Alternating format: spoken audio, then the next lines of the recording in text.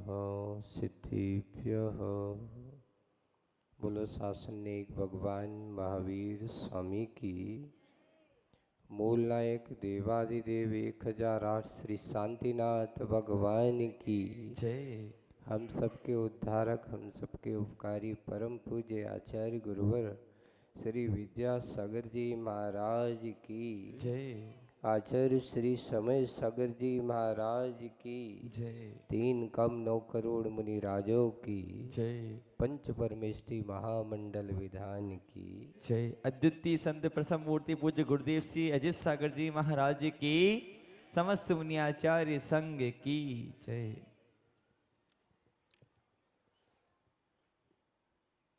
भगवान महावीर स्वामी की ये अक्षुण परंपरा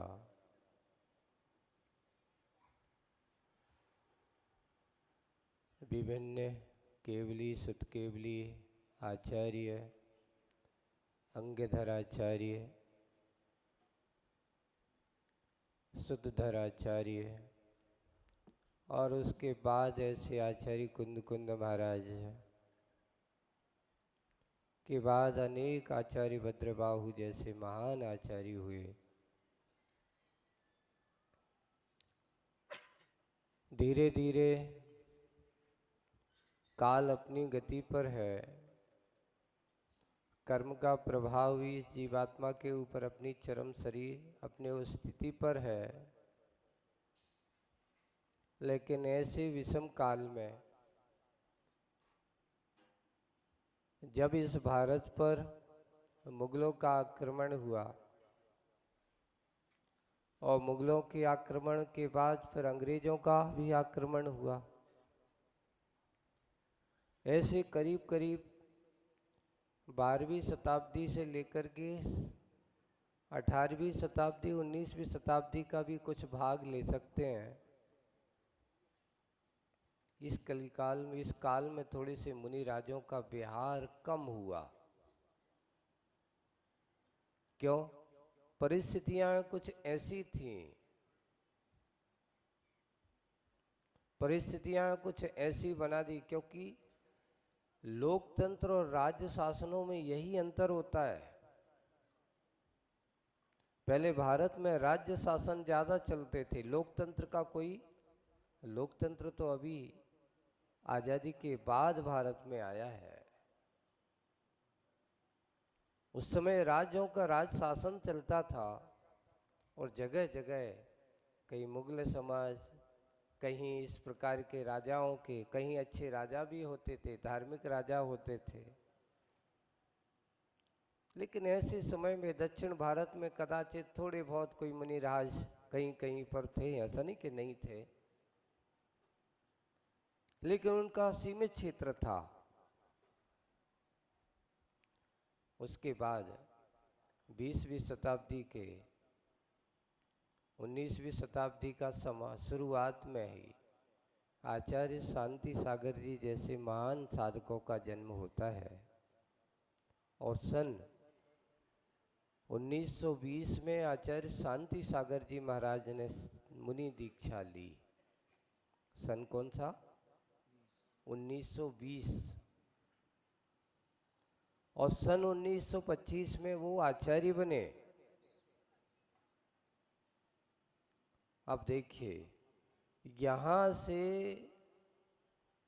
मुनियों का विहार, मुनिचर्या का एक शुरुआत, एक नई दिशा मिलती है और नया संयोग बनता है। और संयोग की अपेक्षा से तब उन्होंने विहार करते करते जगह जगह पूरी की पूरी यात्राएं की हैं। यहाँ तक कि तुम्हारा अहमदाबाद भी इसमें आया है, शांति सागर जी के उसमें गिरनार जी की यात्रा भी उन्होंने की है ना। और यहाँ पास में गुजरात में आचार्य शांति सागर जी महाराज के 2 चतुर्मास हुए। कहाँ हुए, कोई बताएगा? वो शांति सागर जी नहीं, चारे चक्रवर्ती शांति सागर जी महाराज। दक्षिण वाले। अपना क्या नाम था? नहीं ना, वो गांव ईडर के पास, अब देखो भूल गया, गोरला, गोरल, गोरल, गोरल जाकर के देखना। गोंडल नहीं, गोरल, इधर गोंडल नहीं, गोरल है वहाँ। ईडर से करीब करीब 15-20 किलोमीटर। जब अपन वहाँ चिंतामणि जाते ना, चिंतामणि पार्श्वनाथ, तो वहाँ पर एक गोरल आता है। अब वो छोटा सा गांव उस समय कहते हैं कि बहुत बड़ी समाज रही हुई। ऐसे आचार्य शांति सागर जी महाराज ने सन 1934 और 1940, कितने चतुर कब, सन 1934 में और 1940 में 2 चतुर्मास गुजरात की धरती पर किए हैं। और ऐसे आचार्य जिन्होंने पूरे देश में फिर विहार करते हुए लोग, ये दशा थी कि दिगंबर मुनि महाराजों का विहार कैसे होगा, कैसे होगा, तरह तरह की उपसर परिसरों को भी सहन किया। और जब दिल्ली में अंग्रेज शासनों के बीच में, उन लोगों के बीच में जाकर के वहाँ उन्होंने प्रतिबंध लगा दिया कि हर जगह ऐसे दिगंबर होकर के मुनि महाराज नहीं विहार करेंगे, तो उन्होंने कहा कि अच्छा ऐसी बात है, तो जाकर के लाल किले के ऊपर बैठ कर के फोटो खिंचाएंगे। इंडिया गेट पर जाकर के उन्होंने फोटो खिंचाई। जगह जगह जाकर के बैठ कर के साधनाएं वहाँ यादगार के रूप में कि दिगंबर मुनि महाराज भारत की संस्कृति के परिचय हैं। उन्हें अपनी ख्याति के लिए नहीं था, इतिहास के लिए, कि ऐसे दिगंबर मुनि महाराज यहाँ पर हैं, होते हैं और रहेंगे। उन्होंने मार्ग को प्रशस्त किया उस समय। और जब आचार्य श्री कहते हैं, जब मेरी उम्र 7-8 साल की थी, यानी आचार्य श्री का जन्म 1946 का है, 7-8 वर्ष यानी उनकी समाधि के 2-3 साल पहले आचार्य शांति सागर जी महाराज का सतलगा के पास में आगमन हुआ था। और वहाँ पंचकल्याणक प्रतिष्ठा में पूज्य आचार्य श्री ने शांति सागर जी महाराज के दर्शन किए थे। अभी तक आचार्य श्री के ही एक ऐसे थे जिन्होंने आचार्य शांति सागर जी महाराज का दर्शन किया। और आचार्य श्री ने लिखा था कि उनके प्रवचन को मैं सुनकर कि मेरे अंदर वैराग्य भाव, मुझे अंदर मुनि बनने के भाव बने थे, कि वैराग्य बीज जिनसे मुझको मिला था। ऐसा आचार्य श्री ने आचार्य शांति सागर जी की स्तुति करते हुए लिखा। तो ऐसे वैराग्य का बीज प्राप्त करने वाले आचार्य भगवान ने आचार्य शांति सागर जी महाराज की उस परंपरा, क्षण परंपरा को, जैसे ही 18-20 साल की उम्र होती है, घर छोड़ करके आचार्य देशभूषण महाराज के चरणों में पहुंच जाते हैं। और कुछ समय वहाँ रहने के बाद उन्होंने कहा, भगवान मुझे अध्ययन करना है, मुझे जैन आगम का अध्ययन अच्छे से करना है। तो गुरु जी से आज्ञा लेकर के आचार्य ज्ञान सागर जी महाराज स्तव निधि से, कहाँ पर, दक्षिण भारत सतलगा के पास, जब आचार्य देशभूषण जी महाराज पहुँचे तो उनको डर क्या था? उनको डर ये था कि मैं ब्रह्मचारी ही, अभी महावीर और कई मल्लाप्पा जी आ गए और पकड़ के घर ले गए, कोई भरोसा नहीं है, क्योंकि बिना बताए घर से आए थे। पता तो चल गया था कि ये वहाँ पहुँच गए हैं, लेकिन उनको ये डर लगा था कि अगर पकड़ करके ये लोग परिवार वाले आए, और स्तव नदी से ज़्यादा दूर नहीं है सतलगा, पास में ही है, और उन्होंने आचार्य महाराज से कहा कि महाराज मुझे ऐसा ऐसा विकल्प हो रहा है और मुझे पढ़ना है, और यहाँ रहूँगा तो हो सकता है कहीं वे लोग परिवार वाले आके ले गए तो मैं क्या करूँगा। तो आचार्य श्री ने कहा बात तो सही है। दूसरे दिन वहाँ से आचार्य श्री ने स्वयं कहा, जब भी कुंडलपुर में हम लोग बैठे तो क्या किया, बोले कि सुबह सुबह शाम को चर्चा की, महाराज से आज्ञा ली, और दूसरे दिन आचार्य श्री आज संघ को पहुँचे हैं शाम को, देशभूषण जी, और शाम को उन्होंने चर्चा की। सुबह वहाँ से कम स्तव निधि से हाईवे रोड वहाँ से 7-8 किलोमीटर था। सुबह 4 बजे उठे, पैदल चल दिया। अब वहां से स्तव निधि से अब सीधे कोई गाड़ी, अब पहले आज जैसी गाड़ी वाला कोई जमाना थोड़ी है। स्तव निधि से करीब कर 7-8 किलोमीटर पैदल जाकर के हाईवे रोड आता है। हाईवे रोड पर पहुंचते हैं और पहुंचने के बाद वहां पर वो जा रहे हैं, खड़े हैं, कोई इंतजार कर रहे हैं कि कोई वाहन मिल जाए।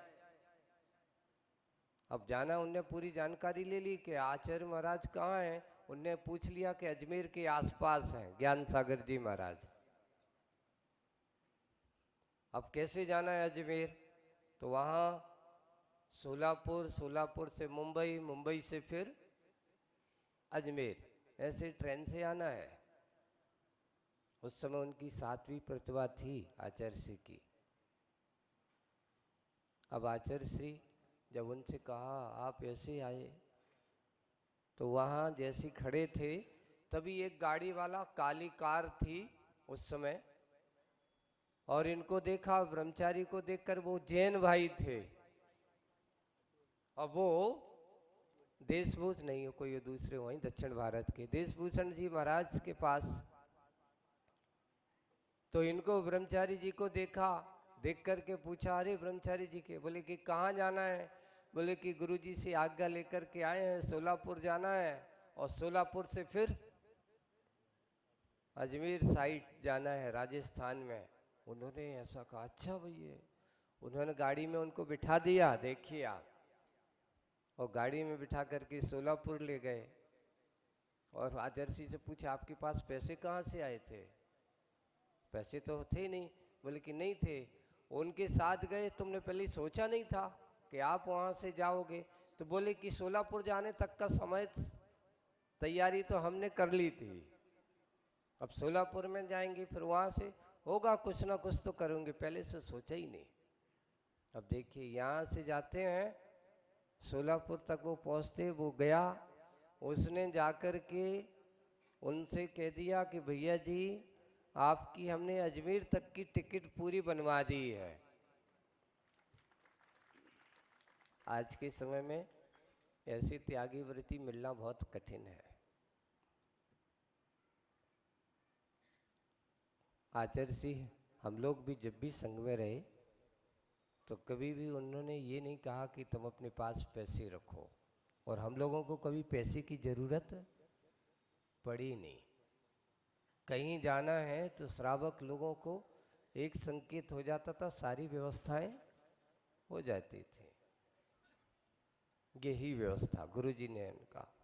अब जब आचार्य श्री के पास पहुंचते हैं और उन्होंने वहां से सोलापुर ट्रेन में बिठा दिया, सोलापुर से फिर उनकी टिकट अजमेर की, उनके वहां से व्यवस्था उन्होंने कर दी थी, अजमेर जाना है। वहाँ से अब जाएं, ट्रेन में जाना है तो क्या करें, भोजन की व्यवस्था कैसे होगी, गर्मी का समय है, भीषण गर्मी का समय है, और गर्मी में 2 उपवास करके आचार्य श्री अजमेर पहुँचे थे, सफ़र करते हुए उपवास। ऐसा नहीं कि कहीं जा कर के भोजनवादी की व्यवस्था या कछु नहीं, जाना है। और ज्ञान सागर जी महाराज के पास उस समय मदनगंज किशनगढ़ में थे। पहुंचते हैं, पहुंच करके और आचार्य ज्ञान सागर जी महाराज ने उनको देखा, परखा और दीक्षित किया, और ऐसे आचार्य बनाया जो अद्वितीय इस श्रवण परंपरा के ऐसे अद्भुत आचार्य आचार्य शांति सागर जी ने महाराज ने मार्ग को रास्ता गलियां बनाई थी, पर आचार्य विद्यासागर जी ने उन गलियों को हाईवे बना दिया। क्या बना दिया था? हाईवे बना दिया। उन्होंने छोटी छोटी गलियां बनाई थी, छोटे छोटे मुनि महाराज को चलने का रास्ता साफ किया था, पर आचार्य विद्यासागर जी महाराज ने जगह जगह जाकर के उस दिगंबरत के शान को बताया। और जाकर के आज जगह जगह जाओ, अहमदाबाद जैसे नगरों पर और बड़े बड़े नगर और शहरों में दिगंबर मुनि महाराजों को विहार करने में किसी प्रकार की कोई तकलीफ नहीं होती। और इतने सारे मुनि महाराज, जहाँ एक दो महाराज मिल जाते थे कहीं तो लोगों की भीड़ लग जाती थी दर्शन के लिए। आज आपके नगरों में शहरों में ऐसे बड़े बड़े संघ, और इतना निश्चित है कोई भी आज जितने भी बड़े बड़े आचार्य हों, कोई भी हैं, सबका कहीं ना कहीं आचार्य श्री से कुछ ना कुछ संबंध है। एक बार यहाँ पर जो महाराज हैं, कई महाराज बड़े बड़े आचार्य बोले आचार्य श्री के पास गए थे, लेकिन आचार्य श्री से हमने व्रत लिया है और दीक्षा के लिए निवेदन किया है। वो आचार्य महाराज कहते थे तो निवेदन किया तो फिर क्या हुआ? बोले कि मुझे दीक्षा जल्दी लेना थी और आचार्य श्री के पास जल्दी का कोई काम होता नहीं है। आचार्य श्री का तो एक सिद्धांत रहा है। एक बार आचार्य श्री से पूछा, आचार्य श्री इतने सारे लोग दीक्षा लेने को तैयार हैं, तो बोले कि आज लोग लेने को तैयार हैं पर देने के भाव भी तो होना चाहिए। विशुद्धि दोनों तरफ होना चाहिए, एक तरफा नहीं। मात्र संख्या बढ़ाने के लिए दीक्षाएं नहीं होती। हमें संघ के सदस्य बनाना है, संख्या की गिनती करना है इसलिए मुझे दीक्षा देना नहीं। आचार्य जी की दृष्टि कभी संख्या की ओर नहीं रही। और आज सबसे पहले जिनका हम दीक्षा दिवस मना रहे हैं, ऐसे आचार्य श्री समय सागर जी महाराज हमारे संघ के सबसे वरिष्ठ और सबसे गंभीर, सबसे ज़्यादा अपने आप को ध्यान में लीन रहने वाले आचार्य महाराज हैं। वो हैं आचार्य श्री समय सागर जी महाराज। ये बात सत्य है कि आचार्य श्री ने समय सागर जी महाराज को जो दीक्षा का प्रसंग, वो तारीख थी 8 मार्च सन 1980। तारीख कौन सी थी? 8 मार्च सन 1900। और आज तिथि कौन सी है? चैत वदी षष्ठी। चैत कृष्णा षष्ठी का हो या वदी षष्ठी का हो, एक ही बात है। ये छठ का दिन था और आज तिथि से उनका दीक्षा दिवस है। और पूज्य आचार्य भगवान हम लोगों से कहते थे, देखो हम अतिथि हैं, अतिथि की हमेशा तिथि बनने की बात है और हमेशा तिथि पर ही चलता है। वैसे अतिथि हैं लेकिन दीक्षा की तिथि हमेशा याद रखना चाहिए। और आज पूज्य समय सागर जी महाराज का, पूज्य आचार्य भगवान ने जिनकी दीक्षा, एक बार जब हम लोग बिहार कर रहे थे, अभी जब पिछली बार जब आचार्य जी के पास हम लोग डोंगरगढ़ जा रहे थे, तब समय सागर जी महाराज के साथ, तो रास्ते में ऐसे विहार करते हुए वहाँ पहुँचे और पहुँचते पहुँचते दीक्षा का प्रसंग का ऐसे ही चालू हो गया। तो आचार्य जी कहते हैं, भैया भैया तुम लोगों की दीक्षा जो है छप कर के हुई थी, हमारी दीक्षा तो छप कर के हुई थी। बड़े अच्छे। एक ऐसा है, बोले कि कैसे? आज तक हमारी कोई दीक्षा की फोटो नहीं मिलेगी। सही में वहाँ कोई उस समय ऐसी फोटो की कोई परंपरा, आज जैसे मोबाइल के जमाने वाले कोई फोटोग्राफर नहीं मिलते थे। अगर कोई को अगर फोटो उतरवाना हो तो 1-2 दिन पहले कहना पड़ता था कि भैया फोटोग्राफर को बुला लो। और पुराने समय में वो ब्लैक एंड वाइट का जमाना था, रंगीन फोटो उस समय नहीं आती थी। हाँ, तो उस समय ऐसी ही उस द्रोणगिरी सिद्ध क्षेत्र पर आचार्य को अभी जो बताया गया कि ऐसी ही दीक्षा प्रसंग अभी जब महाराज ने हम लोगों ने पूछा आचार्य ने कुछ तो कहा होगा, तो कुछ नहीं, उन्होंने एक दिन पहले कह दिया केसलुंज कर लो। अभी महाराज 1.5 महीना हुए हैं, अभी तो किया, अभी मेरा भी समय नहीं, 1.5 पौने 2 महीने ही हुआ है अभी केसलुंज किए, कम से कम 2 महीने के बाद करेंगे। अभी पकड़ में आ रहे ना, कर लो ना जितना कहा। अच्छा, उन्होंने कहा, हमने केसलुंज कर लिए, अब क्या होना है, कहते मुझे भी पता नहीं। उन्होंने क्यों कहा? उन्होंने कहा मैंने स्वीकार कर लिया, केसलुंज करके मैं बैठ गया। सुबह सुबह से सब ने पूछा महाराज संग क्यों केसलुंज अभी तुमने क्यों कर लिए? तो वो एक ही उत्तर देते, आचार्य ने कहा था सो हमने कर लिया। कुछ होने वाला है, सब लोग एक दूसरे को देख रहे हैं। उस समय संघ में 3-4 महाराज, ज्यादा बड़ा संघ कोई था नहीं। आचार्य ने कहा इसलिए हम लोग कर लिए। क्षमा सागर जी वगैरह भी थे, सभी महाराज थे, बेबी छुल्लक वगैरह अवस्था में थे, है ना। योग सागर जी महाराज ये अलग थे उस समय। और जब उनका दीक्षा का प्रसंग हुआ तो कैसे अचानक बना, सुबह सुबह आचार्य जंगल करके 8 बजे करीब आए और वहीं बैठे बाहर, अच्छा पेड़, छोटा सा पेड़ है, उसकी छाव है, उसी चबूतरा के पास वहीं पर आचार्य बैठे हैं। कई समय सागर जी कहाँ हैं, बुलाओ। तो समय सागर जी को बुलाए, बोले कि आज हमने सोचा है तुम्हारी मुनि दीक्षा होना है। अच्छा, मुनि दीक्षा हो? आपने तो मुझे, ठीक है आपकी जैसी आज्ञा। देखिए समर्पण में शर्तें नहीं होती, जहाँ शर्त होती वहाँ समर्पण नहीं होता। जब हमने गुरु को अपना सब कुछ सौंप दिया है, पर उसको ये नहीं कहना चाहिए कि महाराज मुझे अभी दीक्षा कैसे। आप तो जब चाहो मुझे जो चाहो वो बना दो। जैसे माटी कुम्हार को अपना सरपस सौंप देती है, अब वो क्या चाहे कैसा चाहे वैसा बना सकता है, वैसे शिष्य भी उस माटी की तरह होता है गुरु के सामने, वो गुरु को समर्पित कर देता है। और उन्होंने समर्पित कर दिया, और समर्पित करके आज का वो दिन था कि उनकी मुनि दीक्षा, पहली मुनि दीक्षा आचार्य के कर कमलों द्वारा। इससे पहले कभी आचार्य ने आज की तिथि में, और पहले मुनि महाराज और पहली मुनि दीक्षा, और शुरुआत देखिए, एक हम अभी सर्च करते हैं, उल्टा काम रहा आचार्य का। छोटे भाई को बड़ा मुनि महाराज और बड़े भाई को अंतिम महाराज कौन है? उत्कृष्ट सागर जी। और नंबर 1 कौन है? समय सागर जी। छोटे भाई कौन थे? शांतिनाथ जी। और बड़े भाई कौन थे? महावीर जी, है ना। तो बड़े भाई को छोटे मुनि महाराज, सबसे छोटे मुनि महाराज।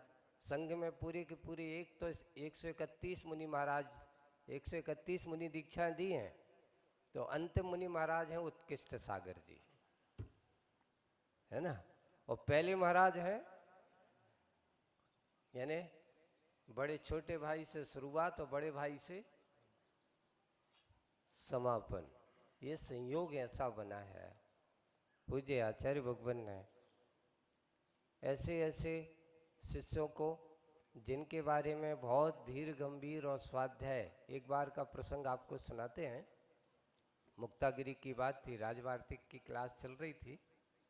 हम समय सागर जी महाराज प्राय कर बोलते नहीं हैं, है ना।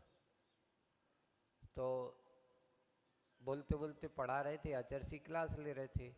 तभी कोई एक बात, एक प्रश्न आया, तो उन्होंने बड़ी धीरे से पूछा। धीरे से पूछा सो आचार्य ने कान में, अब वो जब पूछा नहीं था, वो आपस में चर्चा कर रहे थे, और वो प्रश्न आचार्य के कान तक पहुंच गया, क्योंकि बाजू में बैठते थे। तो आचार्य जी कहते वहां धीरे से क्यों पूछा, थोड़े जोर से पूछो, लोगों को पता तो चले कि ये बोलता भी है।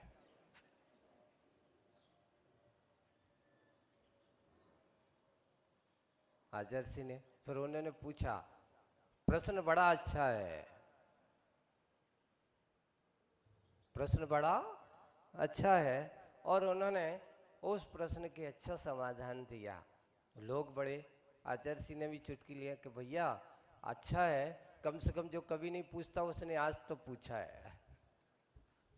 ऐसे समय सागर जी महाराज के बारे में और वास्तविक गुरु से जो ज्ञान ध्यान तपो रखता और संघ के हम सब जैसे साधकों के लिए जो भी आता था संवारने का काम इनका था, और आचार्य श्री सिंगारने का काम था तो वो आचार्य श्री का था। उन्होंने सिंगार किया है। तो अब घर में जैसे बड़े बुजुर्ग होते हैं, अपने से बड़े भाई आदि होते हैं, उनके पास मिल बैठ करके एक दूसरे को आदान प्रदान करते हैं। पूज्य समय सागर जी महाराज वही हमारे एक वरिष्ठ साधक और सबसे बड़े महाराज थे, जिनके हम लोग छत्र छाँव में रहे, पूज्य गुरु कृपा की छाँव में रह करके और पूज्य बड़े महाराजों की छत्र छाँव में रह करके पल्लवित हुए हैं। ऐसे आचार्य समय सागर जी महाराज पूज्य आचार्य भगवान की समाधि के बाद उनका ये पहला मुनि दीक्षा दिवस आज हम सबके लिए बीच में मनाया जा रहा है। पूज्य आचार्य भगवान के चरणों में बारंबार नमोस्तु करते हुए पूज्य आचार्य समय सागर जी महाराज को बारंबार उनके दीक्षा दिवस की यही भावना भाते हैं कि भगवान जैसे गुरु महाराज की कृपा आपकी बात हुई है, जिन शासन की पताका आप ऐसे ही फहराते रहें। पूज्य आचार्य भगवान के बाद आपके ऊपर इस श्रवण परंपरा की और संघ परंपरा की बागडोर आपके हाथ में है। सदा आप उस बागडोर को अच्छे से चलाते हुए हम सबको अच्छे से मार्गदर्शन करते हुए अपनी मंजिल की ओर बढ़ते रहें। इसी भावना के साथ बोलिए आचार्य समय सागर जी महाराज की। और आज एक और पृथक संयोग है। ऐसा कौन सा संयोग है देखिए कि आज आचार्य श्री समय सागर जी का दीक्षा दिवस है, तो हमारे वैराग्य प्रदाता आज मुनि श्री क्षमा सागर जी महाराज का आज समाधि दिवस भी है। संयोग देखिए कि जिनकी कृपा से आज हम यहाँ बैठे हैं। आचार्य भगवान की उस छवि तक पहुँचाने वाले, वैसे आचार्य भगवान जब गड़ाकोट आए तो कहते हैं कई बार आए होंगे। वैसे तो आचार्य जी पहले कुंडलपुर के आसपास बिहार चलते रहते थे, और जब भी वहाँ से आते थे तो जब भी हम उतना जानते नहीं थे, और यहाँ तक कि घर के सामने ही से सुबह निकला करते थे। पटेरिया जी जाना, जंगल जाना, वहीं से पास घर के सामने ही से निकलना, तो महाराज निकलते थे। अपन कितनी मालूम कोई मुनि महाराज आए हैं, तो अपन जा कर के देख लिया, बच्चे जैसे होते थे तो नमोस्तु कर ली और जाके घर चले गए, बस इतना ही काम था। बाकी जब 1986 में मुनि महाराज श्री क्षमा सागर जी गुप्ती साहब जी का चतुर्मास हुआ था गड़ाकोटा में, उस समय आचार्य जी के बारे में सुना और सुन करके तब बुद्धिपूर्वक आचार्य जी को पपोरा जी में देखा था हमने। बुद्धिपूर्वक, ऐसे तो पहले देखा था, ऐसा नहीं कि नहीं देखा था, एक कहते जागृत मती बन करके। और वहाँ से फिर बाद में पता चलता है यात्रा प्रारंभ होती है, और यात्रा का शुरुआत अगर हम चाहें तो मुनि श्री क्षमा सागर जी गुप्ती सागर जी महाराज की चतुर्मास की ही देन थी, जो आज मैं मुनि बन करके यहाँ पर बैठा हूँ। पूज्य महाराज श्री के समाधि दिवस पर भी हम उनके चरणों में बारंबार हे भगवान, जैसे आपने विकट परिस्थितियों में इतना परिचय सहन करते हुए भी अपने स्मरण उस रत्नत्रय धर्म का पालन करते हुए अपने आप के लक्ष्य को प्राप्त किया है, वैसे हम भी अब जैसे लक्ष्य को प्राप्त करें। ऐसे पूज्य मुनि श्री क्षमा सागर जी महाराज की, बोलिए आचार्य गुरुवर श्री विद्यासागर जी महाराज की, समस्त मुनि आचार्य संघ की जय। निर्माण स्तुति करेंगे।